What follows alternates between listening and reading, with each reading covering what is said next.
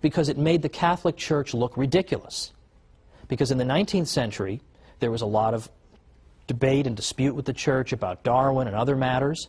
And the idea was that if we can portray the Church as being so ridiculous that it used to actually teach the earth was flat, then we can show that she is an utterly contemptible opponent. So they invented this story to cast the Church in an absurd, ridiculous light. I am sure they had no idea the longevity of this myth, that in the 21st century people would still be taught it. I'm sure somewhere in the world right now as I speak, somebody's being taught the stupid Church taught the earth was flat and brave, heroic Columbus proved them wrong. It just won't go away. But why won't it go away? Why does it have such staying power? And the reason is that it feeds into this Enlightenment stereotype, right? The Catholic Church is stupid, it inhibits progress, it forces us to believe foolish things. Well, that's exactly what we see in the flat earth myth, isn't it? Who could possibly believe the earth was flat? The ancient Greeks actually measured the circumference of the earth. So obviously they knew it was round. How could the foolish Church think anything different? So there's a great example that can easily be overturned. But it hasn't been overturned because it serves a purpose. If you tried to invent some myth today about any famous person you could think of and say that so-and-so believed such and such, it would last for about 3 seconds. But people believe what they are prepared to believe. And people are prepared to believe the worst about the Catholic Church. So the point of the series, the point of the next 12 weeks in which I'll be joining you, is to go after not simply these little myths, but to build up an edifice to show the glories of the Catholic Church. Not simply to say, well, the Church didn't really do this, or the Church wasn't really so bad over here. We're not going to make any progress if our message is, the Catholic Church, not as bad as you thought. We need something a little more vigorous, a little more vigor in our message.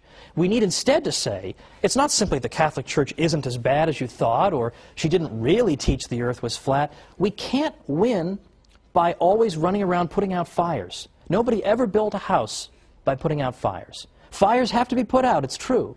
But we understand that we can't build if that's what we're always doing. If we're always letting opponents of the Church define the debate for us, then we're always going to be on the defensive.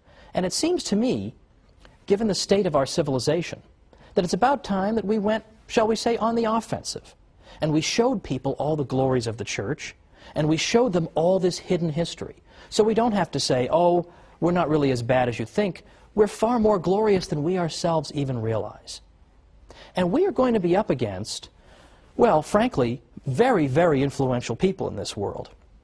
I'm sure many of you remember that the European Union's Constitution excludes all mention of the Christian influence on Western civilization. How willfully blind would you have to be, surrounded by cathedrals and religious artwork and the fruits of what the Church has given us? How blind would you have to be not to mention that the Church had a little something to do with building this civilization? No. Instead, the European Union Constitution begins and ends with the idea that Western civilization, that comes to us from ancient Greece and Rome, and then from the Renaissance and the Enlightenment. And that 1,000-year period in between, well, I don't know what was going on. Apparently nothing much. That's the standard view, and that was the standard view many people had up until, as I say, as recently as 50 or 100 years ago. But today, any medieval historian worth his salt knows this is a whole lot of nonsense and would reject it with a laugh. But yet, the architects of the European Union exclude mention of the Church or of Christ from their founding document. It isn't that they're stupid. If it were just a matter of stupidity, that would be easily overcome. We just come back with the facts and that'll be the end of it. It's that they're hostile to the Church. I mean, what could be more obvious than that? Look at what the European Union is up to half the time. Do they seem like pious Catholics, most of these people? They have no interest in spreading the truth about the Church. And that's why we as Catholics are under a particular obligation. We have to learn what we can about our faith. And we have to go and spread it. And we have to go and tell people the real history of the Catholic Church, because if we don't defend ourselves, nobody's going to do it for us. I actually wrote a book called How the Catholic Church Built Western Civilization, because I thought it was about time that we told our story. And that's what I'm going to spend the next 12 episodes doing, is telling our story. But for next time, we're going to start 3 programs on the subject of the church and science.